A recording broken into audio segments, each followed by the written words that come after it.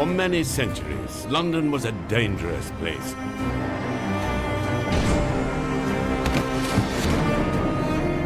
It was a magnet for the very worst kind of people. Jack the Ripper dominated the headlines. But he wasn't the only killer around. Murder was afoot. The fear of death was everywhere. But police had their work cut out to track the culprits down. In this series, we'll be investigating some of the city's most notorious and intriguing crimes. Female defendant.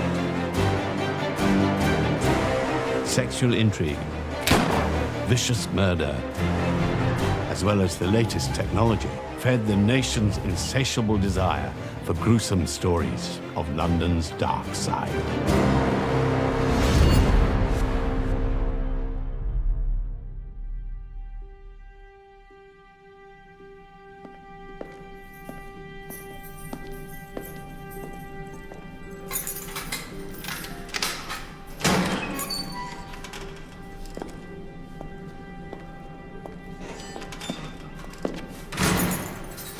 My name is Edith Jessie Thompson.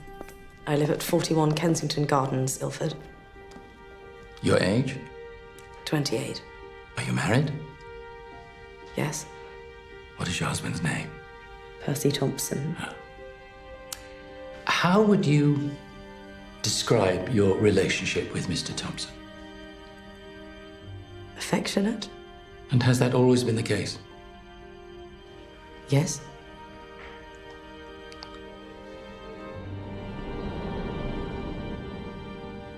Edith Thompson and Frederick Bywaters. In the roaring 20s, everybody knew their names. But while their notoriety might have faded, the murder case they were involved in leaves us fascinated and appalled almost a century later. It was a murder that scandalized Britain. A heady mixture of sex, violence, and forbidden love that led to 3 deaths and an innocent person being sent to the gallows.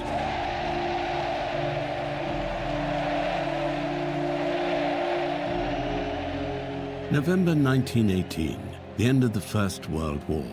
Thousands of Londoners took to the streets in celebration. The conflict had killed 1 million Britons and fractured pre-war society. Men had gone to battle and women to work, both in unprecedented numbers. The UK itself had experienced bombing raids from Zeppelin airships, which were soon labelled baby killers. London had also been rocked in 1917 by the Silvertown explosion in the East End. A munitions factory that was providing explosives for use in the war caught fire. 50 tons of TNT ignited, leading to 73 deaths and over 400 injuries. The blast could be heard right across the capital. In the final year of World War I, the Spanish flu pandemic had infected more than 500 million people worldwide. Even the Prime Minister, David Lloyd George, had been struck down by the disease. It was no wonder that the country was delighted to see the carnage finally coming to an end. The roaring 20s couldn't come quickly enough. There was a lot of anxiety that socialism, even communism, might hit Britain. There was the unrest in Ireland. You'd had the Easter Rising. You'd also got protests going on in Egypt and India. So there were a lot of anxieties at governmental level about what could happen. Some of the attitudes were changing in relation to women in particular, because before the First World War, there'd been the suffragettes, and then women did men's jobs. And after the war, then there started to become a time when women were generally getting more freedoms. One of the most important social changes of the time was that women over 30 were given the vote. There was also a great sense of relief that people had actually survived the war, so there was a sense of wanting enjoyment. So this is when we get the dances, the Charleston, the Foxtrot, and you get the flapper girls. Flapper really referred to a young woman who didn't have the vote, so a woman under 30, who represented modernity, the future, all that was new, mobility in every kind of sense. She was someone who wore androgynous kind of clothes. So on the one hand, she represents the future and all that's exciting about the future, but she's also seen as possibly quite immoral, suspect. So there's anxiety about the flappers. Women were starting to drive cars, smoke cigarettes, wear short skirts. They were becoming more liberated. It was one of the things that was happening that people were slowly getting used to. One woman who was fully embracing this new world was Edith Jessie Thompson. She was 24 when the armistice was declared and was doing very well in post-war Britain. But soon, the whole country would know her name for all the wrong reasons.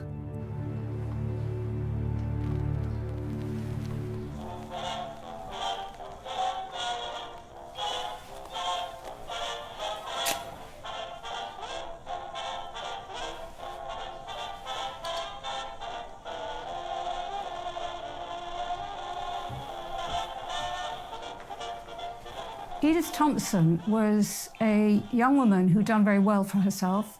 She came from a low-middle-class background. She grew up first in Dalston, then Manor Park. Her father was a clerk. And she was very clever, sharp and attractive, and she got work in a wholesale milliner's called Carlton and Pryor.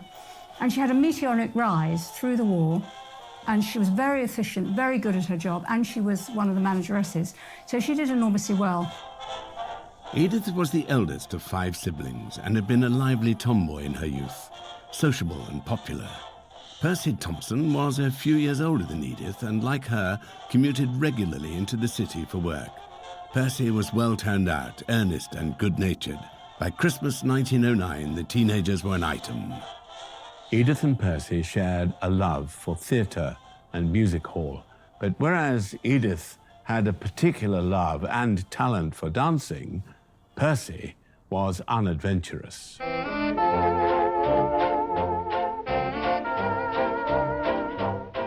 They courted for about 6 years. I mean, she met him when she wasn't yet 16 and he was 19. And then they finally married in January 1916 when she was just 22. When she married him, a lot of young men were going to war, a lot of young men were being killed. And so, although she sort of fended him off for a time, eventually she agreed to marry him. He never was called up because he was deemed unfit to serve. He possibly pretended that he had this heart complaint. He was obviously quite a cowardly man. Goodness knows why she was with him, because she was immensely attractive, life and soul of the party, and probably could have had any young man.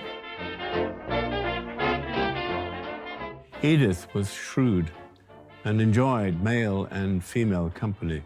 Her husband, by contrast, was stolid and unimaginative, even morose at times.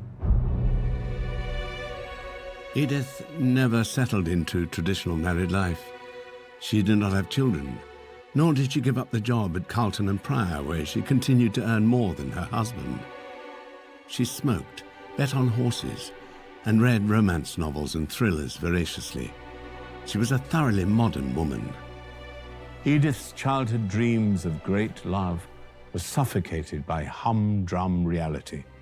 Despite her burgeoning career as buyer and bookkeeper for Carlton and Pryor milliners, Edith was restless. And as a result, her already strained relationship with her husband Percy was in irrevocable decline.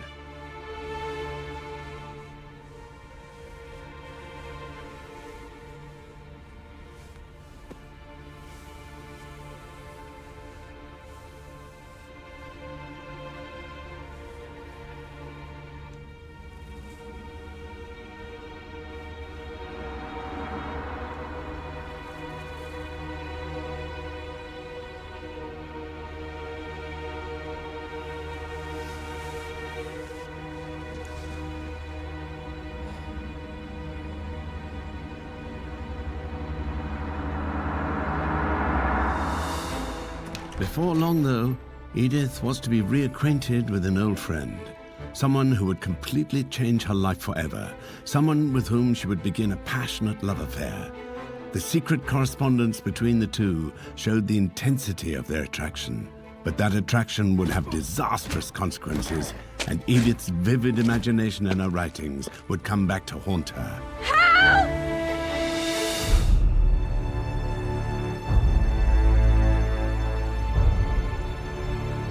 Edith Thompson was a successful career woman at the beginning of the Roaring Twenties. Her life might have seemed idyllic from the outside, but she was stuck in an unhappy marriage with her husband Percy. They were growing ever further apart. At the end of a working week in late May 1920, Edith visited her father and mother in Manor Park, just as she did every other Friday evening. This time, however, when she knocked on the door, an unexpected but familiar lodger was there to greet her.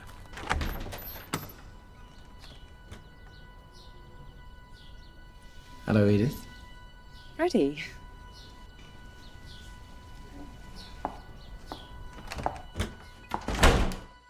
How you've grown. Can I take it back? Oh.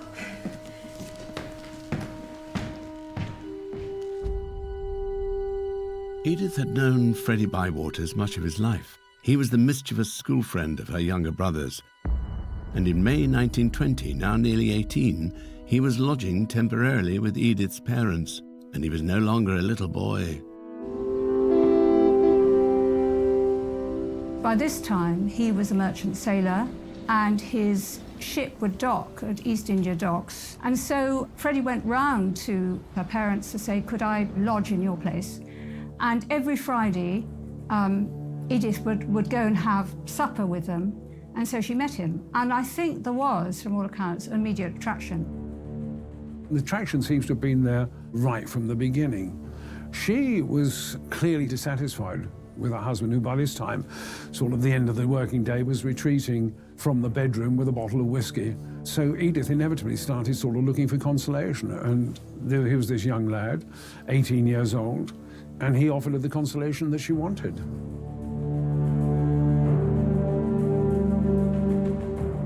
The handsome Freddie was very different to her husband. The hypochondriac Percy had avoided service in the First World War with a minor, perhaps manufactured medical complaint. He certainly boasted of his cowardly actions afterwards. By contrast, Freddie ran away from home when he was only 15 to join the merchant navy and sail the world, where he suffered the very real threat of German U-boats. He saw exotic, far-flung lands that Edith could only dream about or read about in her books. He was physically fit. He loved football and boxing. The attraction was electric, instantaneous. It jolted Edith from her routine life and consumed her utterly. For months afterwards, they secretly exchanged flirtatious messages. It was thrillingly erotic, but for now, harmless. In the summer of 1921, Edith and Percy went on holiday to the Isle of Wight. Edith's sister Avis and Freddie joined them. At the time, there was hope from her parents that Freddie was interested in Avis, and Avis was certainly interested in Freddie. And I think no one realized that there was this attraction going on between Edith and Freddie, but nothing had happened as such. But on the Isle of Wight, they managed to get time together, and they had their first kiss, and they declared love for each other. So that was really the start of what became an incredibly passionate affair. On their return, Edith encouraged Percy to take in Freddie as a lodger. He agreed. Taking lodgers was quite a common practice. It made sense for Frederick to move into the house, so it wouldn't have been uncommon for him to take accommodation as part of his wages. Percy initially really got on with Freddie and had no inkling there was something between his wife. So Freddie stayed there for about 3 months. Then things got difficult. Percy was becoming suspicious, though. In the enclosed, stuffy interiors of the house, tempers broiled.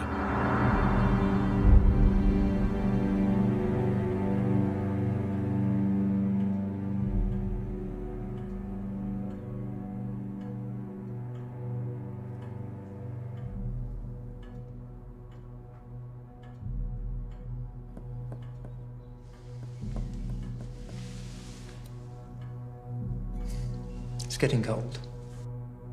She'll be here. It's nearly past. You said 4. We'll just wait a little while longer. Can you do that? I don't mind. Fine.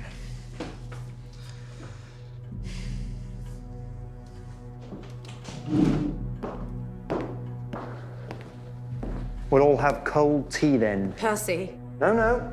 Mustn't bother little Avis. leave her out of it. Always bowing and scraping to your family. She's my sister. Yes, and I'm your husband.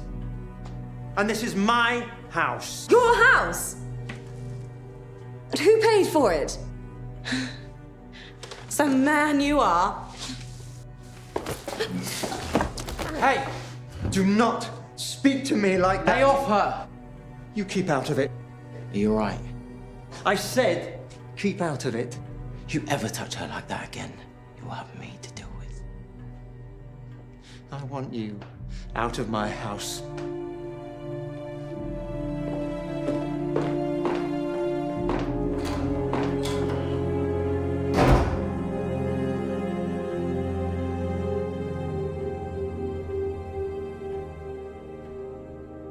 In the weeks after Freddie's departure from the house, he and Edith continued their affair, but this time outside the home. Percy suspected, but could prove nothing. And then, on the 9th of September, 1921, Freddie went back to sea. Edith's only lifeline to him was the letters she wrote.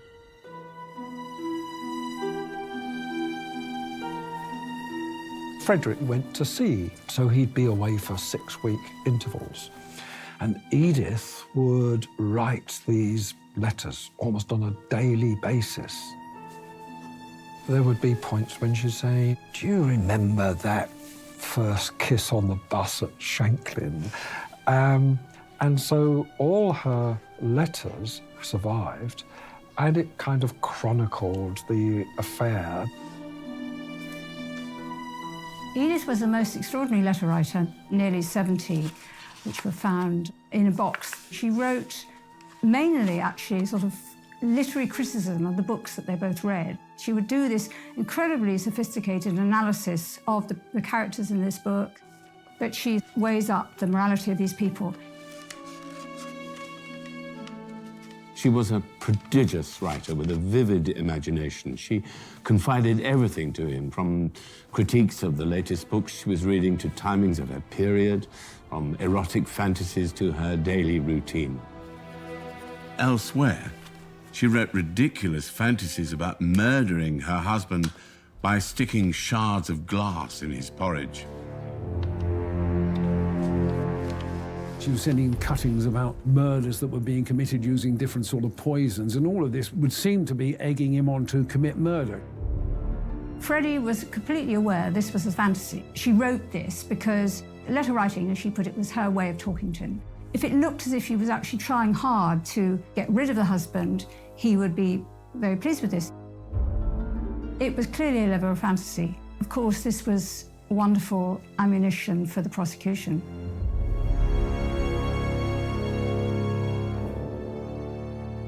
Freddie was growing concerned, however.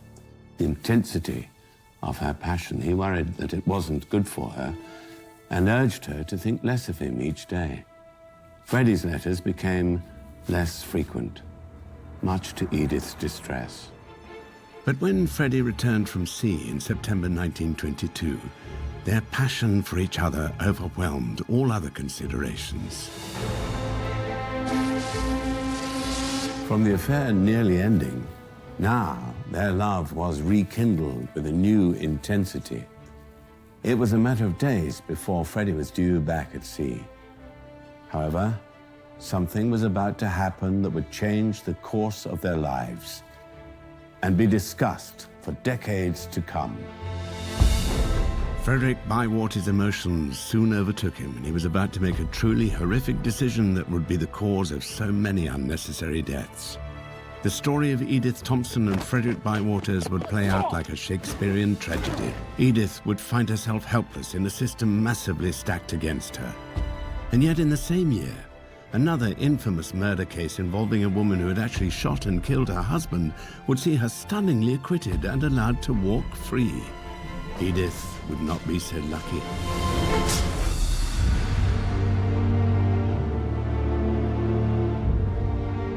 Edith Thompson's marriage to her husband Percy had seemingly broken beyond repair. She was part of a new wave of women who had emerged at the end of the First World War, and her modern lifestyle seemed incompatible with the unadventurous and at times aggressive Percy. She had begun an affair with Frederick Bywaters, whom she'd known for many years, and who was still only a teenager. It soon developed into a passionate romance. But that intense love affair was about to have disastrous consequences when it became clearer to Freddie that the conventions of the era made it impossible for them to be together. The 3rd of October, 1922. London is cold and damp. Edith and Freddie meet for lunch. She feels guilty. She has plans for the evening she can't get out of. She has to go to the theatre with her husband, her aunt and uncle.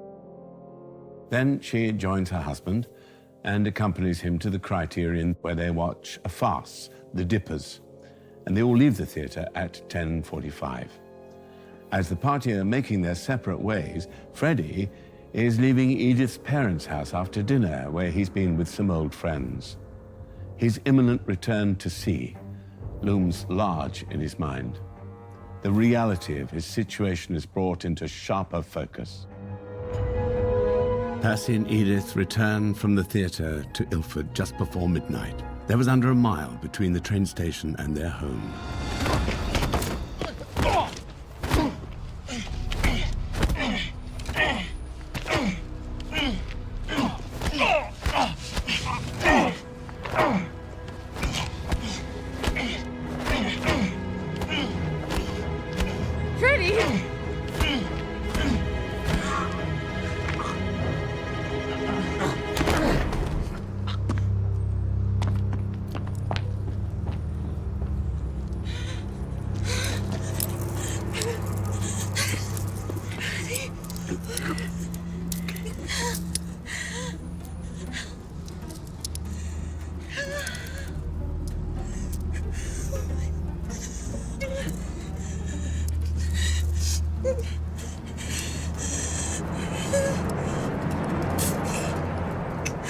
Percy dies on the street that night.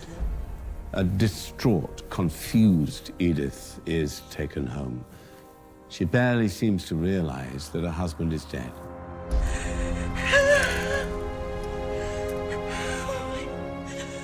Freddie was about to go back to sea, and he knew that they'd gone to theatre, and he'd had a drink or two, and suddenly his jealousy and fury about Percy, I think, overtook him. And in the heat of the moment, he draws a knife. He stabbed him a number of times and then ran away. It's late in the morning on the day after the attack when they come to Edith to take a statement. She lies to the police. She doesn't mention seeing Freddie or anyone else attack her husband. And shortly afterwards, she's taken to Ilford Police Station for further questioning.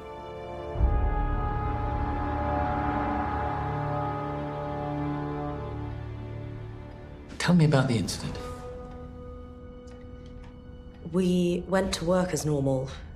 We said we would meet at 6:15. Where? At Aldersgate Street. We then met my aunt and uncle at the Criterion, the theatre. This silly play was on. We left the theatre at about 11, the four of us. We were all getting the tube from Piccadilly Circus. Percy and I went on to Liverpool Street, and then we caught the 11:30 train to Ilford. It arrived about midnight. We then started walking home as normal. What route? Along York Road, then Belgrave. We had just got to between De Vere and Ensley Gardens. We were walking on the right-hand side, and then Percy went into the roadway. I went in after him, He fell up against me. He was staggering, bleeding. From where? Where was the blood coming from? His mouth, I thought. You did not see anyone else? No other person was present? I can't remember seeing anyone. There certainly wasn't anyone when he fell up against me, I know that. I got hold of him with both hands, and I helped him over to the wall. He stood for a minute or two, and then he slid down onto the footway. He never spoke. And where were you at this time? I fell down onto the ground with him. You did not shout out or scream or... You cannot remember? No. I see. The police knew that Percy's mutilated body told a completely different story. The attack on Belgrave Road had resulted in 8 wounds to his side, another along his arm, with more cuts sliced on his chin and jaw. But it was the 3 deep wounds to his neck that were fatal. One penetrated the floor of Percy's mouth, another severed the carotid artery. It had been a frenzied, violent assault. Percy had been stabbed several times, and one of the wounds was a serious wound in his neck. Edith ran for help to the neighbours. A doctor came, examined Percy, who was at that time in a bad way. Help! Edith clearly had no idea this was going to happen. She was absolutely horrified. She was saying, "Oh no, don't," you know, and people could hear this. Edith may have been trying to protect Freddie, or may have still been in complete shock over the incident. Whatever the reason, she was maintaining a version of events that simply could not have happened. I got up off the ground and I ran along to Cortlandt Avenue. I was going to call Dr. Maudsley, but I met this lady and gentleman first. I told them to get a doctor, that my husband was ill, something like that. Yeah. Words to that effect. The gentleman said he would go. Yeah. There was this whole crowd by the time the doctor arrived. He took so long. He had a look at Percy. And? And he told me he was dead. An ambulance came, took him away. I didn't.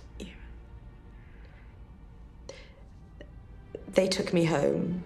2 policemen. They took me.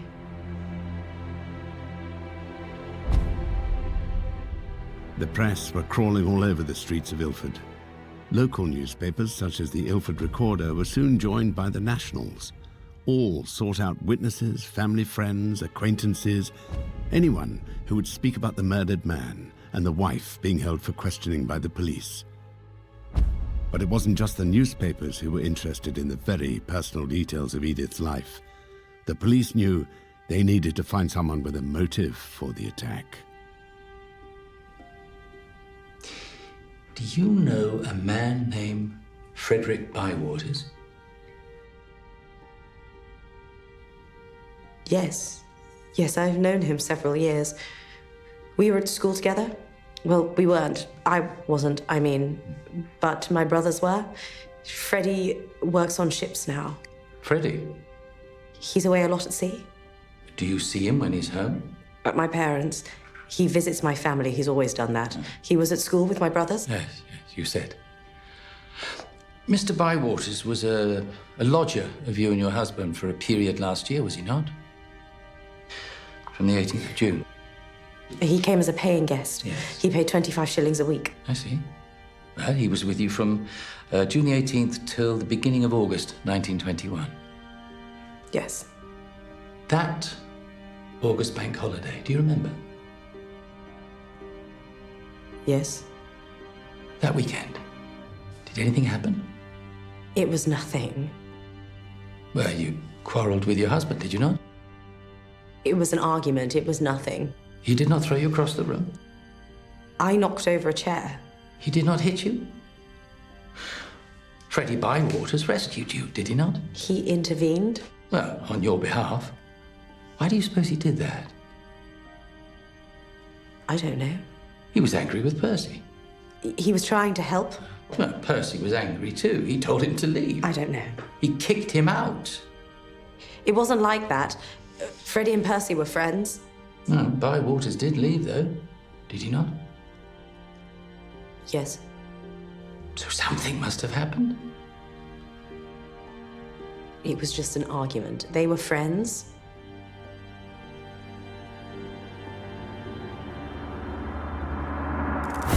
Edith Thompson and Frederick Bywaters were much more than friends, though, as the police were starting to realize.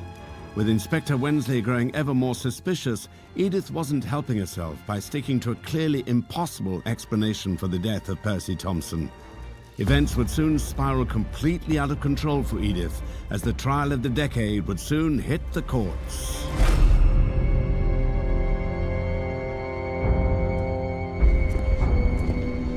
On the 3rd of October 1922, Edith and Percy Thompson had been returning home to Ilford from a night at the theatre in central London. Percy had not survived the journey home. Someone had violently assaulted him, and it clearly wasn't Edith. The police had caught up with Frederick Bywaters and brought him into the station. They were determined to find out more about the true nature of the relationship between Edith and Freddie. Edith maintained her story, but tongues had been wagging. People had realised that Edith was carrying on with Frederick Bywaters. And Frederick was then arrested as a suspect. Freddie insisted he was innocent. He told police that on the night in question he had dined with Edith's parents and then gone straight home to his mother's in South London. Forensics told the lie of his story. The simplest test revealed the stains on his coat to be blood. Freddie was detained. Police were employing new techniques to solve crime. Scotland Yard's Fingerprint Bureau had been inaugurated at the turn of the century. By the 1920s, under the leadership of Superintendent Charles Stockley Collins, its officers were refining and improving their techniques. The famous database of prints was growing year by year. But other forms of forensic science were emerging too. Frederick Brown and William Kennedy were hanged by microscope after ballistics analysis matched Brown's gun with bullets used in the shooting of a police officer. And another case in 1922 saw famed pathologist Bernard Spilsbury give the decisive evidence against Herbert Rouse Armstrong, who was subsequently convicted of poisoning his wife with arsenic. It was low cunning rather than science that secured the confessions in the Thompson case, however. The police, led by Inspector Francis Hall, were deeply manipulative. They misled Freddie and Edith about what the other had said, and even arranged an accidental meeting between the pair in a corridor of the police station to heighten their distress. They saw each other at the police station, and when Edith saw Frederick was also being arrested, she sort of became very emotional and then admitted that it was actually Frederick. It was when we got to near Ensley Gardens. A man rushed out and knocked me and pushed me away from Percy, and I hit my head. When I got my senses back, I saw Percy. He was scuffling with someone, a man. I knew it was Freddie. I didn't see his face, but I knew. He was wearing his blue overcoat, the grey hat he always wears. He was running.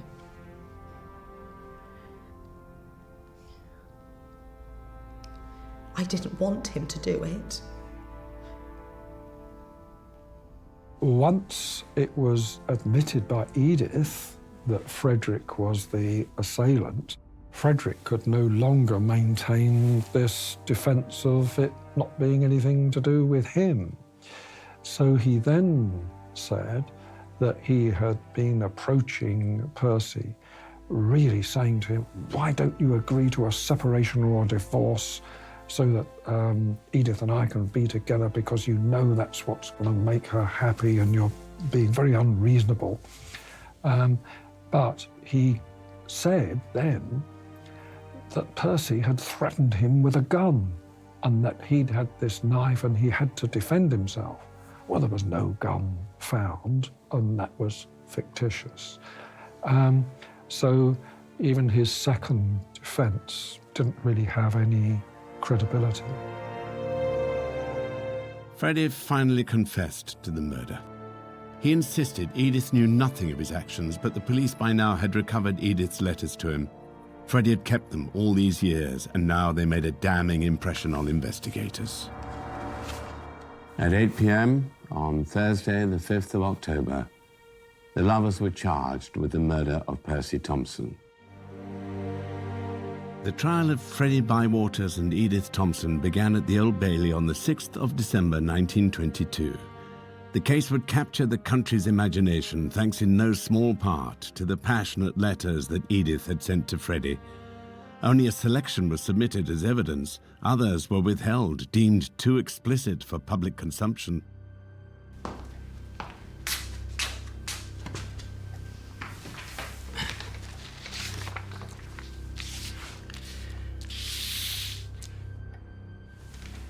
These are addressed to Mr. F. Bywaters.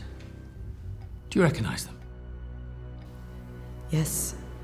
Is that your handwriting? Yes. Did you usually exchange letters with Mr. Bywaters? It was a habit. It's an unusual one for a married woman. These letters are affectionate. Is that fair to say? Yes. And Mr. Bywaters' replies, are they couched in similar terms? Where are those letters? I don't have them. You have not them hidden away somewhere? Because Freddie kept his? I burn them, but that is my custom. I see. I burn all my letters. I'm not hiding anything. That's my custom. Your husband knew then? He was aware of the correspondence? He consented? No. No.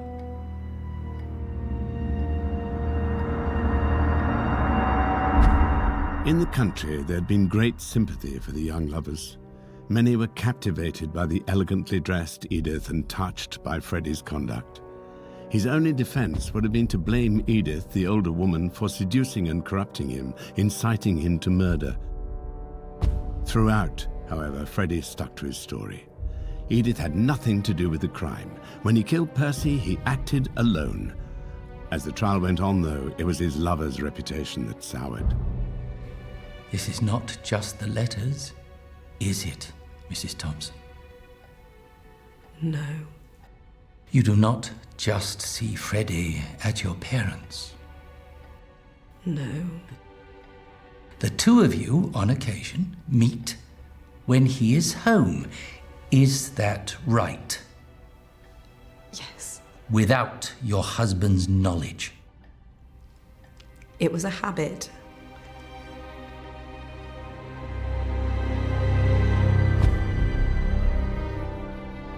What's interesting about the press representation of Edith is before the letters have come up, there's a lot of quite positive portrayals of her.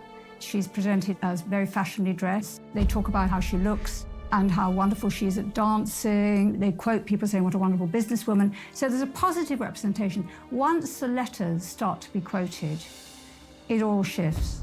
I don't think she did have a chance. What we have here is the older woman seducing the younger man, the man just out of his teens. And I think that was the sort of shock reaction. The fact that she is a modern woman who dares to have sexual agency, I mean, I think this is part of her downfall. But Edith wasn't the only woman who found her character called into question by both the press and the justice system. 1923 was a year of highly dramatic cases involving women accused of murder. Not long after Edith Thompson went to court, the Madame Farmy case also grabbed the headlines, but this time with a completely different conclusion. The Madame Farmy case was quite a cause célèbre in its day. But who she was and what her background was a mystery. Nobody knew really much about her past until after the trial. It turned out quite the scandalous background to her. Marie was a French woman who had worked as a prostitute, and she married Ale Farmy, who was a millionaire Egyptian. And they came to London in 1923 and stayed in the Savoy Hotel. It was at the Savoy, during a huge thunderstorm, that the killing took place. Following a massive argument in front of other guests, Madame Farmy later shot and killed her husband with a pistol that he had given her for protection. When it went to court, she brought the leading defence lawyer of the time, Marshall Hall, who was a brilliant theatrical performer. He argued that Ali Farmy was about to pounce on her. Marshall Hall hunched himself over, put his hands out, twisted his face. He was like a demon. He got the gun in his hand and he advanced on the jury like this, sort of, this is how Prince Farmy behaved. There was absolutely no evidence for this. The jury were sort of overwhelmed by this performance, and Madame Farmy, to everyone's astonishment, was acquitted. It has been suggested that Madame Farmy once had a relationship with the Prince of Wales during World War I, and was in possession of several letters from the Prince, which would have been revealed if she'd been convicted. For that to have come out would have been kind of very detrimental to the royal family and, the upper classes generally. So she could well have had that hold. Madame Farmy may have been able to walk free from the courts after shooting her husband dead, but things did not go so smoothly for Edith Thompson, despite the fact that it was Frederick Bywaters who carried out the killing. Even the judge was against her. An old school moralist, he referred to Bywaters as the adulterer, and, refusing to recognize that there were any women on the jury, referred to them as gentlemen throughout. The jury spent 2 hours deliberating. Most of this time was spent reading Edith's letters. The verdicts were returned. Guilty. They were both sentenced to death. The morning of the hanging, she was in a terrible state. She was very heavily drugged. She was virtually unconscious. They had to drag her along there. Clearly, it was very disturbing for those involved in doing it. I think it was probably one of those cases that led to people revising their opinion about the death penalty. On the 9th of January, 1923, both Edith Thompson and Frederick Bywaters were hanged. Crowds gathered around Holloway Prison to witness the execution of Edith. Edith's hangman, John Ellis, was utterly traumatized by her execution. He was convinced she would receive a last-minute reprieve, but she didn't. He would commit suicide almost a decade later. The story of Edith Thompson is a tale of nothing but tragedy.